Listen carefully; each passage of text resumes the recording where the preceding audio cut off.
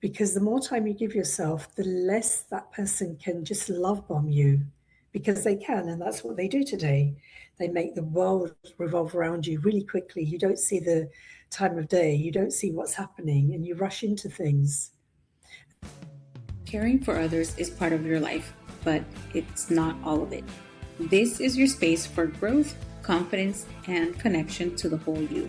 Welcome to the DaliTalks podcast.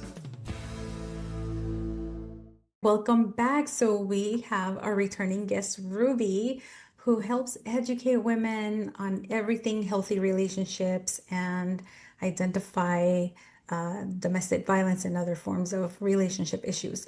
So today we're going to focus on the non-negotiables. Ruby, thank you so much for being back. Thank you for inviting me back. Yeah, thank you so much for this. Let's start with defining negotiables, and why should we be asking ourselves this question? We seem to go into relationships kind of blind. We meet somebody, we like them, and we think, oh, that person's nice. You get to know them and you start having a nice time and you get involved in that relationship and you don't stop to think about you. You get lost in that environment. But if you understand what it is you need and what makes you happy, or what makes you want to get up in the morning and do whatever it is you want to do, you can limit a lot of the not good relationships that come into your life. So when you know that actually I want to travel, for example, which is quite a dynamic one, really, that if you want to travel, that's not necessarily somebody else is going to quickly get on board with, because, are you somebody that's traveling all the time? Are you going to travel in your holidays? What kind of money are we looking at?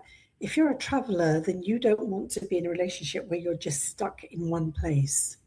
I've given a very bad example, actually. But in terms of what you want from that relationship, what do you want with that person? Do you want to do things that they want to do, or do you have things that you want to do? And if you have specific things that you like to do, then are they worth giving up for a relationship? Because far too many of us give up simple things like meeting your friends every week or every 2 weeks, whatever that might look like for you. You go into this relationship and you start doing what the partner wants you to do, instead of thinking, what about me? Because when you have those non-negotiables, you have something that you brought into the relationship. Does that make sense? Absolutely. And I wish I would have known this before dating when I was younger, because I think I would have just used my discernment so much better. I would have learned to use discernment, because I think Mm. that when you recognize what should and should not be, you're able to tap into that a lot better. And I think that society as a whole, here in the United States at least, is sold the idea of happily ever after because of the Disney movies and all these rom-coms, and they're so cute and everybody wants that, all of that. And that's not the reality. I Mm. wish there were a real, like, after Cinderella marries a prince. Like, I know there's a sequel to it, but it's still very unrealistic. So as we're talking about these non-negotiables, really what we're talking about is, from what I'm understanding, is your boundaries. That's right. There was this guy that I had a conversation with, and he said, yeah, the majority of girls always break their boundaries for me. And I was like, wow. What a I don't know statement. if I don't know if he took advantage of that or not, but men are certainly noticing. And I think that when you're very naive and young and just excited about having a person and being in a relationship, girls break boundaries more than the boys. I don't So, think it's just when they're young. oh, That's it's the at sad every one. age. Yes, you're right. Right. Yeah, it starts young. And now that I look back, Mm. because I'm remembering all of the high school relationships that I saw, and all of the Mm. things that the girls did that the guys wouldn't, but the guys felt so flattered that the girls had broken those Yeah, boundaries. And I know that some boys do too, and yeah. women and men do it as well. Mm. And I think that's the thing that girls break them far more and far more often than guys do. And like the comment that you just made, it seems like a throwaway comment, but actually it tells you everything in a nutshell. That when a guy is talking to you and figuring out what they want to get from the relationship, they've already started that journey. Oh, what about this? What about that? Shall we do this? Let's go over and do that. They'll do one of the things that you want to do and get three of the things that they want. And so, what I'm trying to encourage women to do, and boys actually, men too, is what is it you want from the relationship? It's okay to be attracted to somebody and, okay, let's see, do we like each other? Do we want to go out? Do we want to date? Do we want to have dinner? But what is it you want from the relationship? And if you don't clarify those things, you will always be more easy to be changed than to be the person that you want to be. And I think, I mentioned earlier about hanging out with friends. And the reason I say that is because the majority of women in the field that I work in abuse and trauma, they lose those friendships because of that partner, because a partner has slowly wedged their way through and destroyed those friendships and relationships. They no longer have those people to count on when things go wrong or when they just need an escape, Yeah. that I'm tired of being with you. I've been seeing you and that's the other thing. If you're seeing your partner so often, what is happening with your relationships? And I Hmm. think that's a good gauge of evaluating the health of the relationship. That I've got my friends and we do our things and I meet him, we do things together, he goes off with his friends. And then, maybe we go away for a week or we hang out together for the entire week. But there's a gauge you have to have, and that's where your non-negotiables come in. And everybody has very, very different non-negotiables, and I think they change. So as a single girl, you have a certain type of non-negotiable. If you end up married with a child, then your non-negotiables are different. And in that case, are you putting your child first? Yeah. So, my opinion, if you have a child, is your child should be taking a lot of responsibility, which I know they don't because I've worked in those areas. And we've tried to tell women that if you have a child, stop bringing new men into the scene. And that was quite a classic back 10 and 20 years ago. I Hmm. was working in that area that one relationship would end and they'd find somebody because they've gone somewhere. And that person would quickly come into the home. Hmm. Yeah. So, where are your boundaries exactly? Where are your boundaries? What is your child being exposed to? Sorry, I've gone off on a bit of a tangent, but it That's all seemed right. easier to explain it in that Hmm. context because I Yeah. think as individuals we have very different needs. You know, I feel that I don't want to be around somebody 7 days a week. Does that mean I want to be around them 2 or 3 days? Hmm. What does that mean? Well, I want my time, is what that means. Oh, that's such a good point because I think that when people in a relationship ask for that time away, they think, oh, something's Yes. wrong, or are you cheating Yeah. on me, or do you not Yeah. really like me? But let's go back to because you just said a lot Mhm. of really important things here. Uh, so as you're speaking, I'm thinking of non-negotiables such as like difference in religion or faith. I Yeah. remember because I grew up in a, well, I can't say the whole time. I was like the last 4 years, like high school years, I went to church a lot because my mom, she found a Yeah. church that she loved. But before that, not very religious. And then after that, I don't do religion. But there's these things that you're taught and one of them is try to marry within your religion because it'll be easier. And also, you have to decide, are their children going to be of the same faith? Are your values and morals going to align? And I completely get that. And I remember they used to kind of inculcate the idea that if you were to marry somebody who didn't have a faith or had a faith different than yours, the relationship could not work. Aside from that, like other beliefs about I guess something that happened when my then spouse met my siblings and they came over to the house. And this is so silly, but it became a big deal. But in the house, when I grew up, we would just go Hmm. in and out of everybody's room. It was just a thing. Maybe because it was my mom and all five girls and the sixth one, my little brother. Hmm. Maybe that's why we were comfortable. But when they came over, we're adults, married, and they came to visit, and they just like walked into our room, where I was. My the next spouse, my spouse was not in the room. But he Hmm. noticed, he's like, why do your sister just walk into the bedroom? Like, that's our Yes. bedroom. I was like, I don't know. That's just what we do. There, she wanted to talk to me, and I was doing my hair in the bathroom. So she came in and to talk to me. And that became a big, big problem. Mm. Yeah. And I didn't expect that to become an argument. To him, it was a violation of privacy. And you just don't do that. So I was like, wow, this is really important to really Mm. know how people feel about things like that. And when you're dating, because you're not living together, you might not ever talk about that. Yeah. So, what advice would you give people who are in a situation where they're dating, they haven't lived together, as far as like identifying those non-negotiables? So that's actually a really tricky question. In terms of the larger issue, things like religion, I think they're the huge non-negotiables. So if you're entering into that type of space, you need to be really clear about what you're doing. Because I also know people who married different religions. They're working perfectly well because they did all the work beforehand.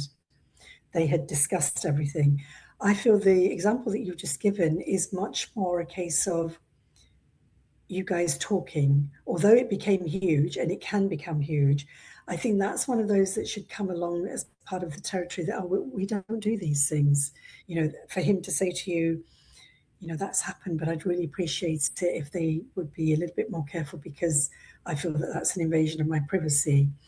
I think that the religion and things like that, because I was thinking about culture as well, as you brought up Hmm. religion, that if you marry into a different culture, there are so many things that you have to learn, but you have to cover those grounds before you get into the serious elements of your relationship. Because it's fun when you're learning something new, whether it's the religion, whether it's the culture. But when you bring it into the relationship, are you going to be able to sustain it?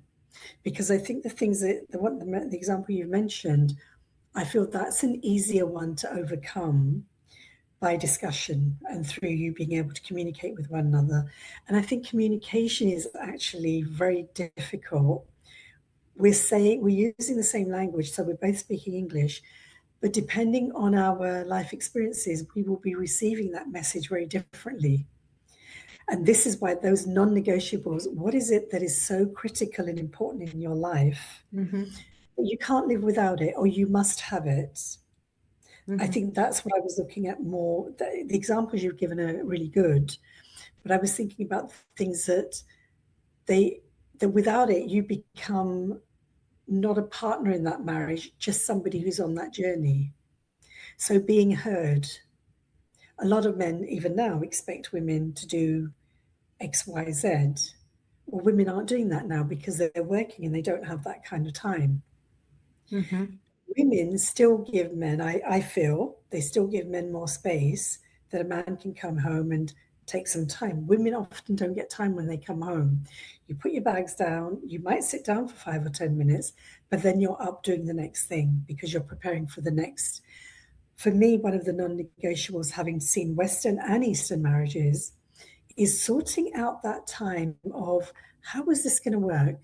If you and I are coming together in a relationship, and we've decided that we both want children, how are we going to manage that? And I say that because recently I heard a lovely lady, very happily married, had a great relationship, still have a great relationship. They have a baby, they both dote on the baby, but the man expects to do things his way. Hmm. So he expects to have more time. So if there's things to do with bathing, cleaning, feeding the baby, well, go ahead, you do it. But if you need time, so I think the issue at this point was I think she was going to have a shower or something. And obviously, that's not a problem. And he's going to take care of the baby, no concern. But the statement alongside it was, kind of be quick. Mm, And it's a very tiny thing, like you said about your example, that it's a very small thing. It's actually not small because for the woman, she needs to have that time to take a shower. It may only be a 10-minute shower, but to be told to hurry up when you've been with the baby the whole day, how is that going to play out? How long will it take for you to actually come together and get a resolution on that? Because a lot of people I know are actually talking about these things. That listen, it's going to be equal. If I'm taking care of the baby 2 days, you need to do it 2 days, which initially I found really strange. I thought, why would you even do that? But it does become a bone of contention. Why am I having to take care of the baby more, our child more, when we both agreed to have it? We both wanted to have the child. Are we not both equally committed? mm-hmm. You know, and we're getting a bit finite here, but we don't think about those things, and we just assume that because we got on and we're having a great time and we're doing really well together, everything else will also be very easy. We have to have some of those things sorted out before we go into them. So for me, I think a baby, I'm quite happy to take care of the baby the whole time, so long as you're doing all the work. If you're going out and working, I've got the baby, no problem. But if we're both working, how is that going to balance Mm-hmm. out? How are you going to manage that? Right. Yeah. So let's talk about some of the most basic things we should be asking ourselves when you're starting a relationship, as far as, am I willing to break this or not? What Yeah. would you say those should be? The basic things are, Hmm. and this is actually a much bigger conversation, is Yeah. who am I and what do I want? Hmm. And That's that too can be big. very, yeah, that can be very hard, especially when you're young and you still don't know who you really Yeah. are. Yeah. Yeah. I think time is an important one. How much time do I want to invest? For me, that allows you time for yourself. So if you've decided that you're going to date somebody, you have okay, we meet on the weekend, but I have Monday, Tuesday, Wednesday, and you don't necessarily need to say it that way, but you need to have that time. So when you have the time, you can reflect on what's happening because you'll still be with your girlfriends or your family. Hmm. So having some time that shows that you don't allow the other partner to totally take all the time of that relationship. They don't own you, Yeah. because I think you need to look at the ownership part of a relationship, because when you come together, it's all kind of lovey-dovey and you don't realize how easy it is because you've given everything away to your partner. So I Hmm. think the beginning is having some time to yourself, even when you're in a relationship. Hmm. And take it easy, take your time, because the more time you give yourself, the less that person can just love bomb you, because they can, and that's what they do today. They make the world revolve around you really quickly. You don't see the time of day, you don't see what's happening, and you rush into things. And then by the time you've understood, oh my gosh, I don't actually want to do that. I don't want to go. Another example that I have that's just come to my mind, another beautiful lady, both of them, boy and girl, very happy in their relationships. She ended up becoming a part of all of his network.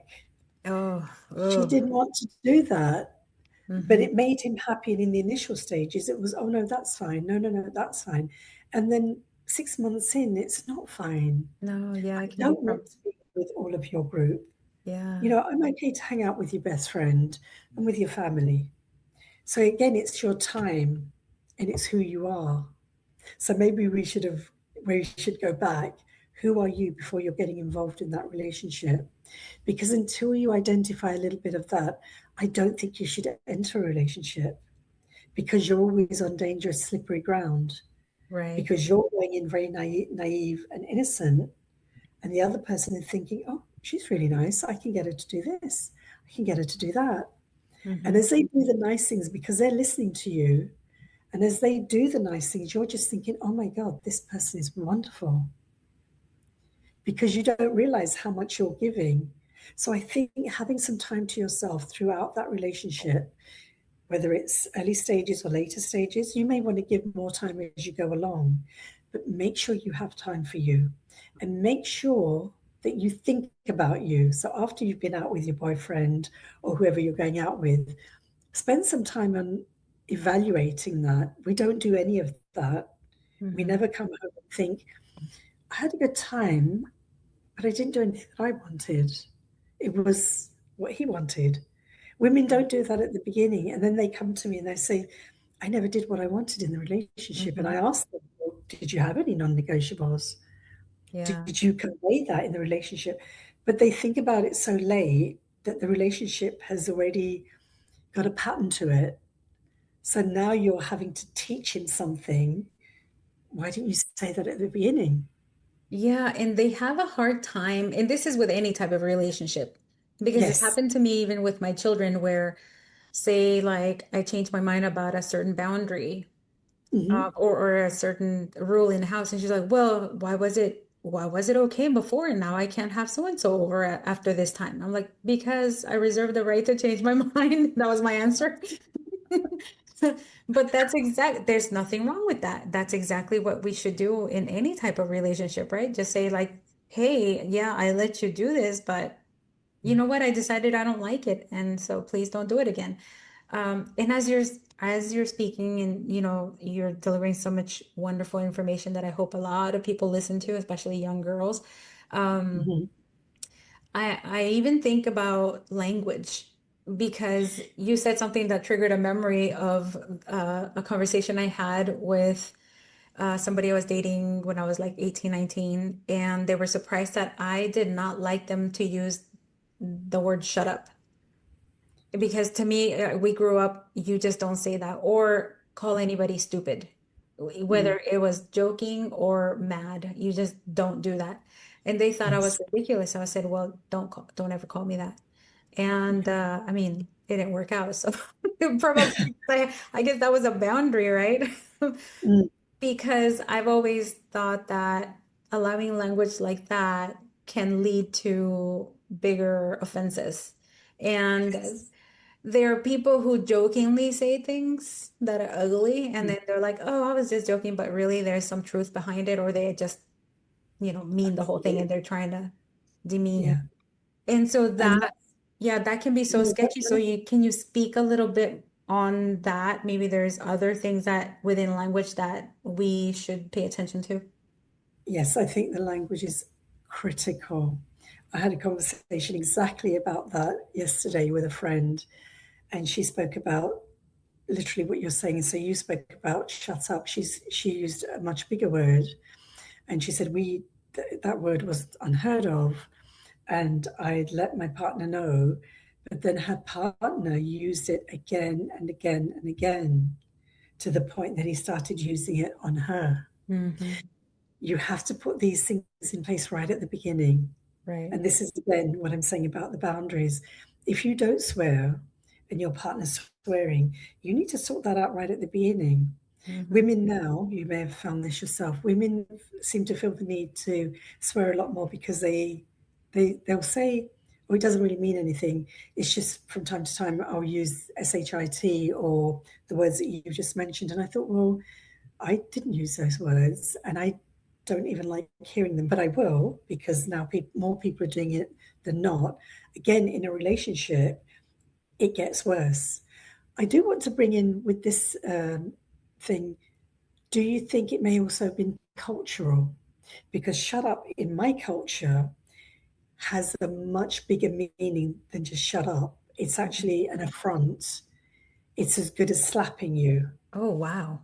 When you say Hmm. something like that, Yeah. because in our cultures, we don't tell people to shut up. Hmm. With elders, we will always listen to them. We may not want to, we might kind of roll our eyes nowadays, um, but you wouldn't use that kind of word. And so, there's all, and these are the things that you need to be clear of in the very early stages. So the first time a partner says something, you need to be dealing with it and not just saying, okay, I'm going to let him get away with that. It's okay, it's not really that big. And he explained that he used it in a certain context. The kinder you are, the more positive you keep your language and the more respect you show, I think goes a long way to the longevity of the relationship. Hmm. When you start using these, like you said, oh, I was only joking, you and I are old enough to know those things are not said in jest. they're done with an intention of going a little bit further. How far can I push this? The only reason they start is because they know that they can. So they've already pushed a boundary they know they can push. Right. Yeah. And so it's really, really important to get that right. Yeah. I'm glad that you asked about that question, the cultural aspect, because as you know, like shut up in Spanish is cállate, but you can also say silencio, silence, which Yes, is the version of like be quiet or hush, you know. Um, and cállate, it doesn't have the strength that shut up, like when somebody yells at you. So I guess in Spanish, that's not an issue, but in English, you feel it so ugly when somebody shouts that at you. Playfully, I can handle it. Like now as an yes, adult, I can handle it. Um, but yeah, not to discipline or anything like that. And it's really a great point that culturally we need to look at those things that may be offensive or just practices that we just do not do. I know that for Latinos, it is not very common for girls to have the boys over at the house. That's a big no-no. And then mhm, if the parents are progressive and they are allowed to yes. come visit, they are absolutely never allowed to go into the bedrooms. No, And absolutely. yeah, or like Yeah, even with friends, just regular friends, we had to keep the doors completely open, not ajar, not a little bit closed, completely ajar. yeah, And and sometimes having those boundaries helps self-eliminate from having a relationship, which is good because, you know, to each their own. So absolutely. what other type of non-negotiables should we be thinking about? So, because I come from the kind of background I come from, the first thing that I always talk about is defining who you are Hmm. and finding out what it is you want.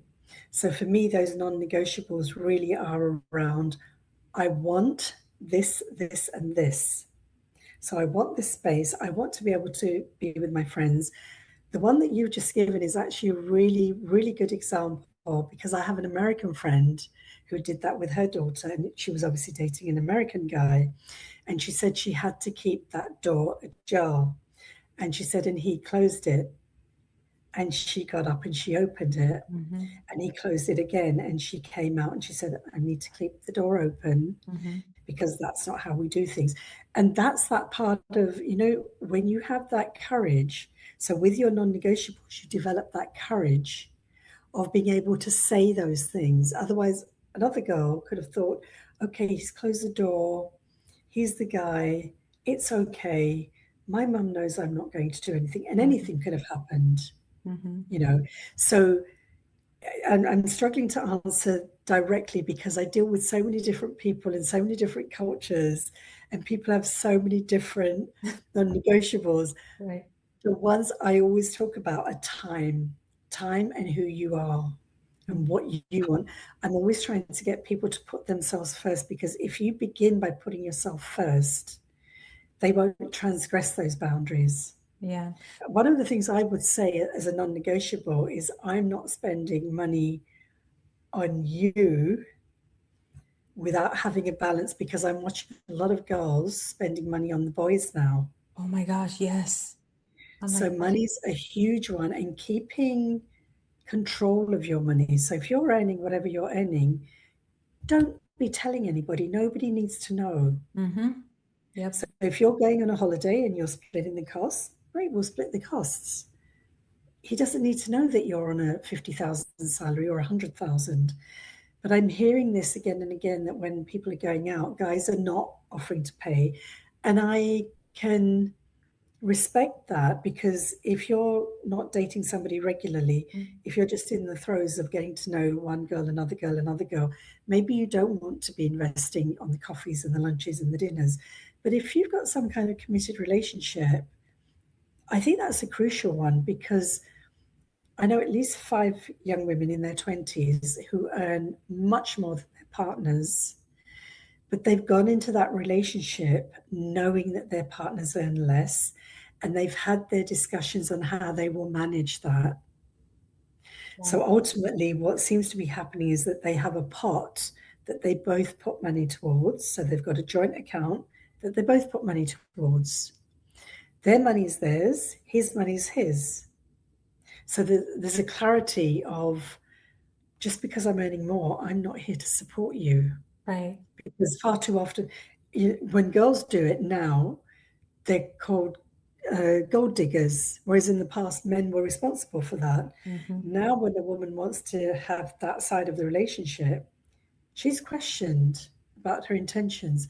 So I think the money part is also really, really important because in domestic violence, the money aspect is what doesn't allow you to leave. Mm-hmm. You know how to manage your money, or you know how to deal with, okay, I've got $50, I can do this, this, and this, you're going to be able to make more strategic decisions earlier than if you have no money. Absolutely. So I think that would actually be a really good a non-negotiable for everyone, but particularly girls, Mm-hmm. that if I'm, making, I don't know, 20, £50 dollars a week, Mm-hmm. that's my money. I choose Right. to spend it on you because I've chosen to take you to dinner, but you don't have a Yeah. right. Because too many people find the ability to say, would you lend me $20? I've just got to do this. I will Mm-hmm. get. Do you understand how it escalates? Yes. It's like tiptoeing. And, and Yes. and they test boundaries too. Yes. Because if she says yes to this, then the next ask will be a little bit bigger. And then she Yeah. breaks that one and it just escalates.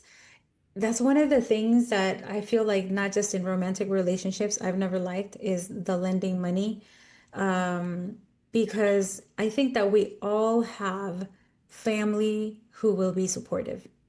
Uh, well, I mean, most of us. I know some people might not because for whatever reason, Yeah. but there's always at least somebody that's super, super close to you, Hmm. very supportive that you can go to. And if there's a friend or a boyfriend or a girlfriend that's asking, can you lend me? Can you lend me? I'm like, that's not a good sign. And I would be questioning, how are you managing your money? You know, so like, why do you feel so comfortable coming to me to ask? Did you go to somebody else first? Because Mm. they might even say, well, you're the person I trust the most. I've shared all my secrets with you and nobody else.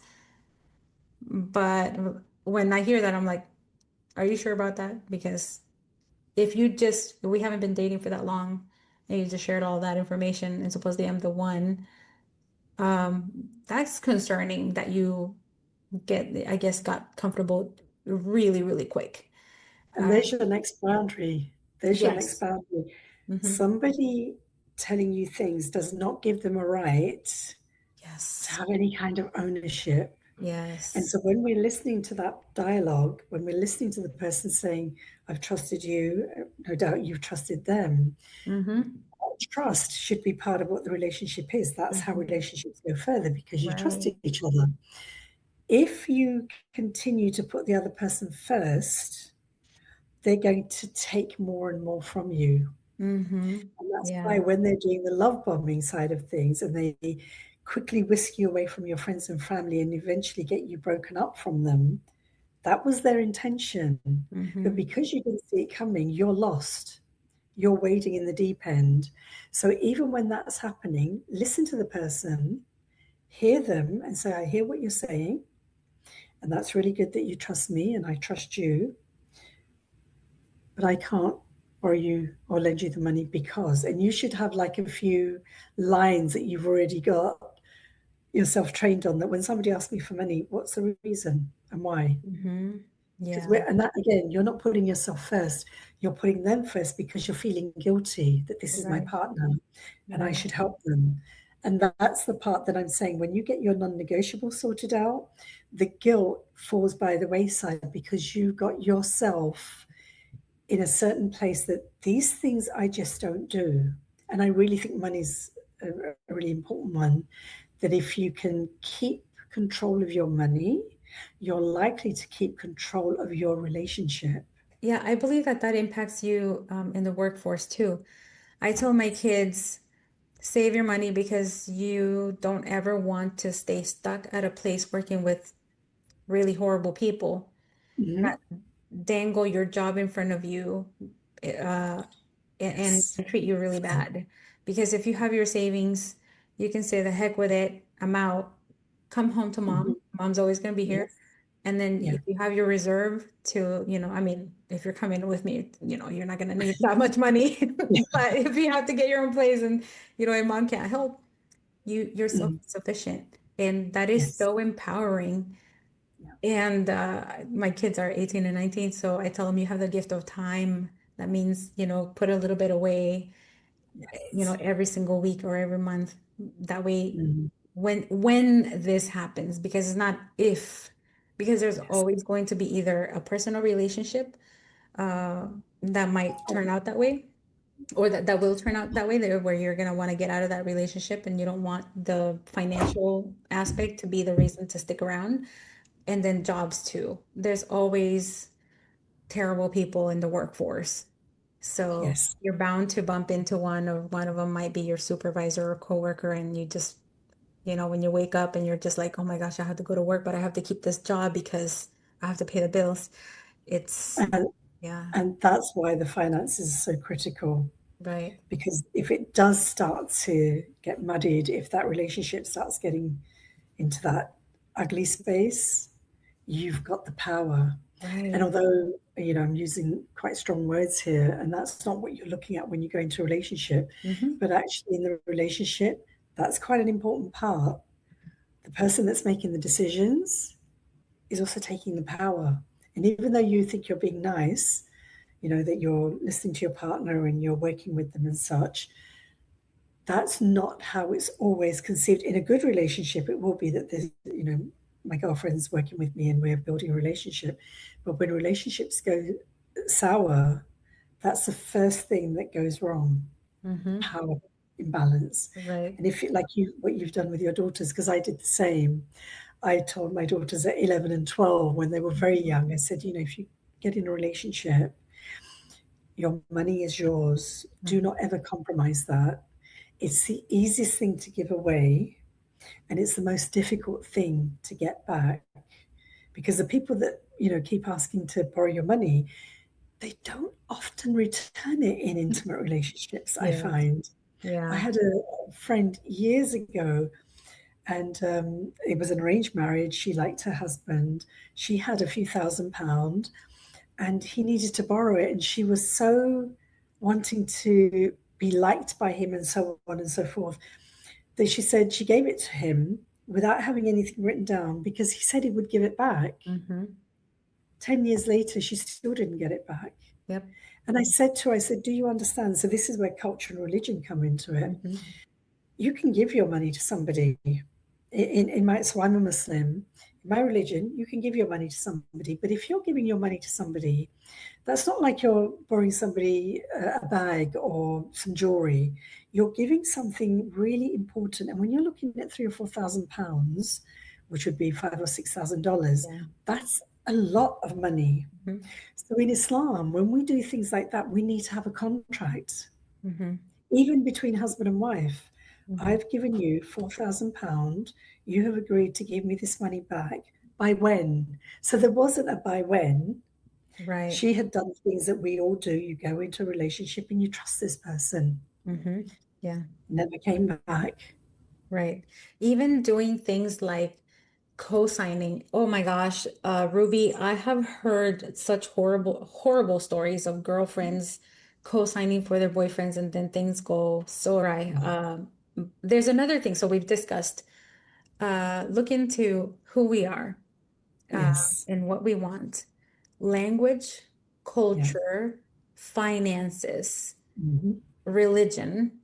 Yes. What else should we look into? What other?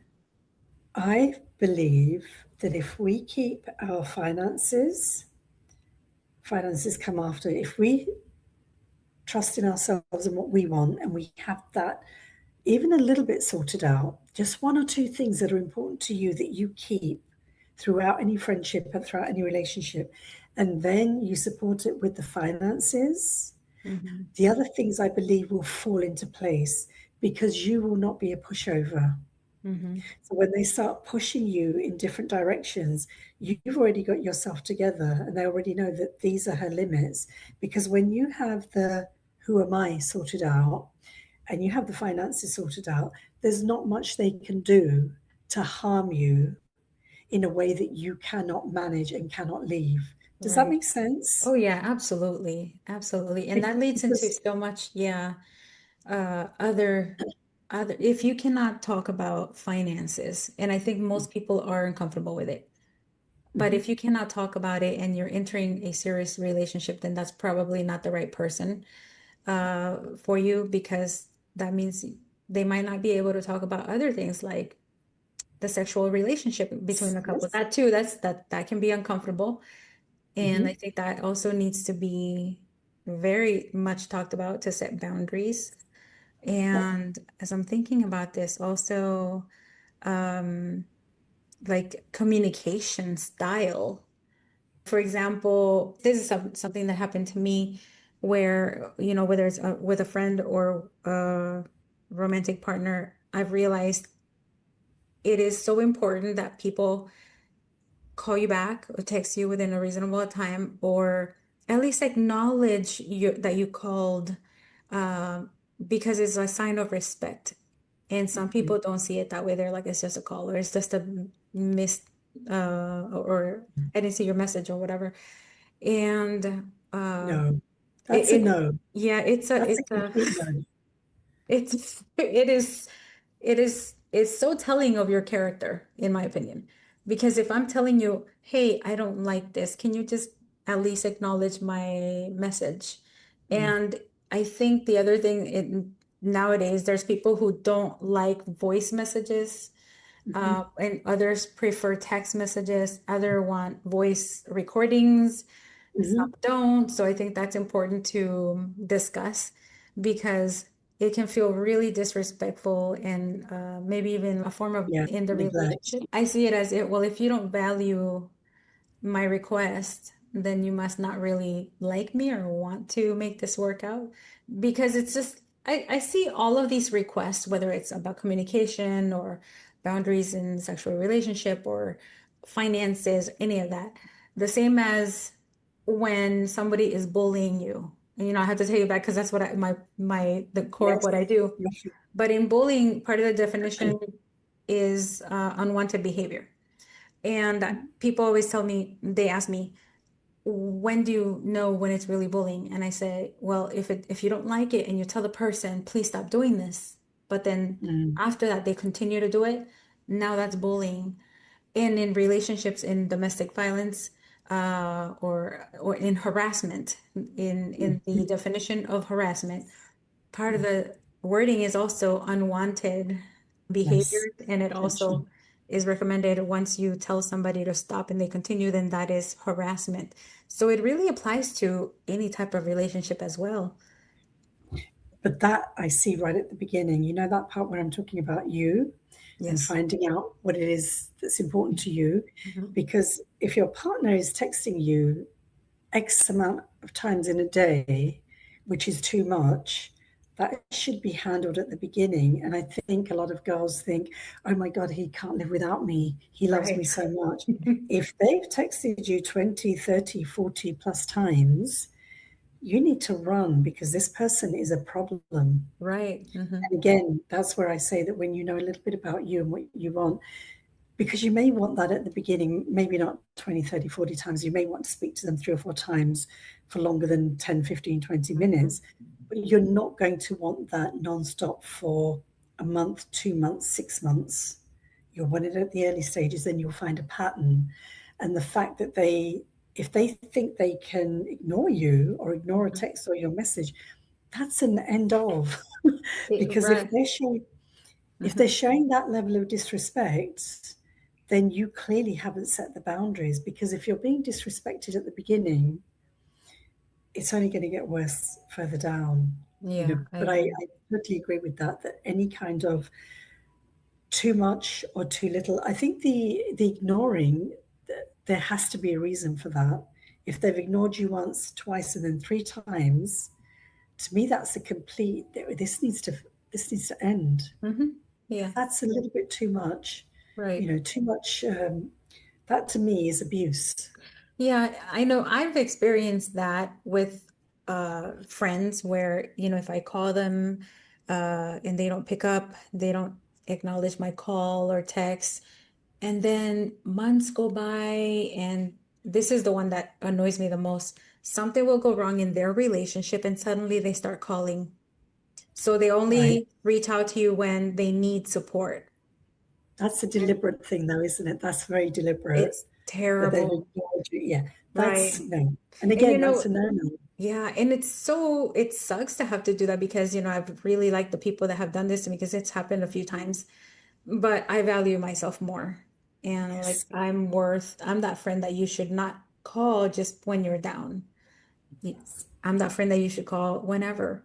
Yeah. Because I'm a pretty supportive person with all Mm. in all my relationships. But some people just don't see value in that. Some people might even exaggerate, like, oh, you called me, I was busy, you were, I don't know, maybe they'll say that they couldn't answer, but that you called at the wrong time and they were annoyed. Instead of seeing it as, oh, this person called because they care about me, want to hear from me, instead of like, oh, you're calling me at the wrong time or whatever. Wow. So I see that with my kids' friends, Mhm. Yeah. little things like this. And I have a question for you because right now there are each of my kids' extended friends who are going through what is clearly, um, I guess, relationship abuse. Mm. Um, and as I'm hearing what's going on, they're in those relationships where there's gaslighting, there's mental abuse and verbal Yes. things. Yeah. And one of them has been physically, harmed already. Yeah. But because it seems like it's not that big of a deal, it's just a shove and a bruise. Um, they they know that this is a sign that leads to bigger things, to full-on domestic violence, and they still keep going back. And I know that it's really hard when you are in a relationship with somebody that you spend a lot of time with and then you have kids. But what I cannot understand right now is these kids are teenagers. They're still in high Yes. school and they break up, they come get back together. They break up and they say, I'm terrified of him. And they keep coming back. Mm. As a parent, who knows about this, what do you recommend we should do or not do when we know about Right. So it depends on what's happening to begin with.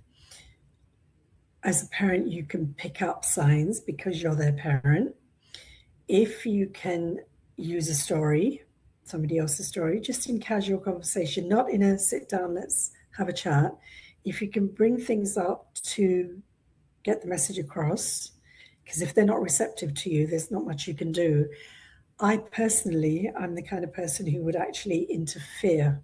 hmm And the reason I would interfere is because once you've done your interference and they do whatever they're going to do, you can come back and get together and say, and this is the reason I jumped in.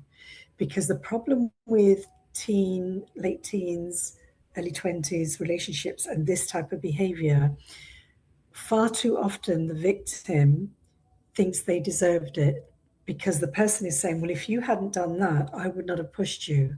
Right. I wouldn't have said that if you hadn't done this. So that lack of value for themselves, hmm because even if they have done something that's a bit triggering to the other person, they don't have a right to touch you. Right. If they don't like you, get out of the relationship. They don't have a right to hurt and harm you. The Right. problem with the small pushes and things, as you know, they lead into the bigger, more aggressive, nastier things. And the problem is in that instant, there's probably lots of subtle things, like you said, the gaslighting that's going on, those Yeah. subtle kind of undermining things. I myself, because I have the knowledge of what this does, would interfere. But I would interfere because I would know. So if it's a daughter or even a daughter's friend, with a daughter's friends, I'd be a little bit removed and just have a general chat if she opened up, because I've had a few of those situations where people have come along, and then as they've opened up the first door and you give them just enough, don't give them too much, never give them like everything, give them just enough. And what I've always done is given people the next step, Mm-hmm. just a little glimpse into how it might go. Every time I've done that, I found people came back and they've said, you said that, he did this. And Mm-hmm. then if depending on where they are and whether I can see that they're learning and listening, I Mm-hmm. might give them a few options. So I'll give them the next step and a couple of potentials as they might go this way or they might go that way. Right. More often than not, they come back and they say, Ruby did this and everything you said. And I thought, I hate it when I know these things, but you now have to make that decision. Yeah. What do you want? How are Mm-hmm. you going to move forward? Because the next stage, really, if they're listening, is how are you going to make that relationship change? Right. How Yeah. are you going to get that partner to understand that these things need to stop for us to continue? Mm-hmm. And part of that, and this is the really hard part, if they get to that stage and they say, I want to do this and I want to say, you've got to stop. Otherwise, they have to put a time limit on it Mm-hmm. Yeah. Oh, because that thank you. person won't Yeah. they won't do anything for the next 2 months. They can hold back for 2 months or 3 months. Yeah. It's really hard to watch these teens go through Yes, this, and I'm not yes, supposed to know. yes, So, yes. and I'm No, like, oh my gosh, I have their mom's number. I could call mom, but I'm like, oh, but this is terrible because, like they could cause some problems. One of them has super conservative parents and believes that if her father were to find out that she even has a boyfriend, that the yeah. father would kill her.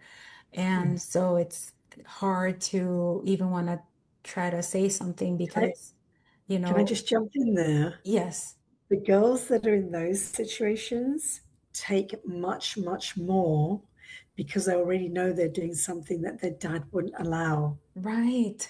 And And so, yeah, and it's the same thing that I tell parents about bullying. I always tell them, don't ever tell your kid that if they get bullied and lose the fight that you're gonna whoop their butts because they will yes, not come to you for help. They're just yeah, gonna suck it up and until they can't anymore. It's so powerful what we say to our kids. They take it very seriously. They believe us. absolutely. And I was telling my daughter, about this friend of hers. I said, and the thing is, if the father were to find out, the father would probably not really be as upset at her, but more at the boyfriend. Um, Mhm. and he would probably want to protect her. But Ruby, this has been such a great conversation, and we could go on and on. Where can people reach out to you? They can reach out to me via email on info.insurer@gmail.com, Okay. and I'll give that Mhm. to you so you can write it underneath. I Yes. have a website which is called insurer.com, and again, I'll give you the details of that. I'm in the process potentially of changing that, so I will keep you posted. But they're the two main places, and yeah, that's the best way of getting in touch with me. Okay. Because on my website there are also a couple of other clips so that people can find out about things like narcissism and a few other things like that. There are some interviews on there, and I'm hoping to do more like that so that people can get specific strategic information, just bite size. So Okay. at the moment, DM me or go onto my website because there's Thank lots of you. free resources there. Yeah. Oh, Ruby, this was such a good conversation again. Thank you Thank so you so much. much. Thank you. Appreciate it.